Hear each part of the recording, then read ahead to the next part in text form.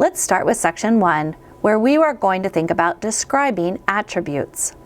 What is some of the language that's important for describing attributes? Well, let's look at a list of important vocabulary terms.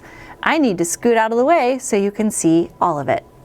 So on this list, you see terms and their student-friendly definitions. Here are some terms that would be important for students to know as they are thinking about describing attributes. Well, first, attribute. That might be important for teachers to know, not always students to know, but you may use that language with younger students. Then you might ask students to do a direct comparison. You may ask students to estimate. You may ask students to do an indirect comparison. You may talk about the length of something. You may measure something.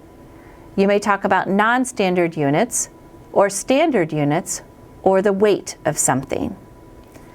As we continue with our list here, students might need to know these units of centimeter, foot, inch, and meter.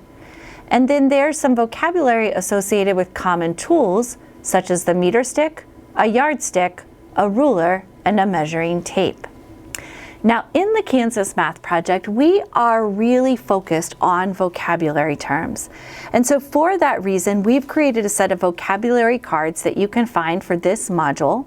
On each of these cards, you see the term, you see the student-friendly definition, and then you see some type of visual or explanation for that term.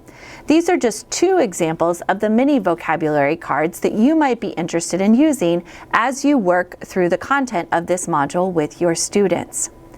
Now, I would like you to think about vocabulary and push pause and consider these questions.